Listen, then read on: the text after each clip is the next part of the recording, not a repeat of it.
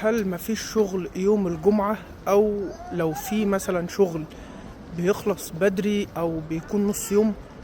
مفيش شغل ايه يا معلم اليوم الجمعة بس؟ بص، هو يوم الجمعة يوم شغل عادي خالص، تمام.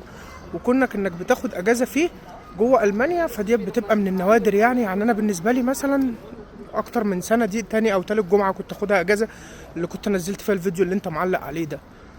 بس هو عادي يوم شغل عادي خالص، يا عم ده في السعودية نفسهم بيشتغلوا يوم الجمعة، هيلغي لك الشغل هنا ليه يعني؟ ما يعني اللي هو ما فيش الكلام ده. وحتى لو نص يوم زي ما انت بتقول فهو بيكون نص يوم للألمان فعلا، ممكن يمشوا في الساعة 2 مثلا ولا حاجة، او الساعة 1، وعشان بتبقى اخر يوم في الاسبوع والسبت والحد هو اللي اجازة، وهو اللي ما بيكونش فيهم شغل بس يعني للناس اللي شغاله في مكاتب وكده. اما لو انت شغال في مستشفى او في مجال طبي او في مجال خدمي زينا كده، بتشتغل عادي سبت وحد عادي مفيش مشكله خالص، وبتشتغل الجمعه برضو عادي مفيش مشكله خالص، بس بيكون بالتناوب يعني.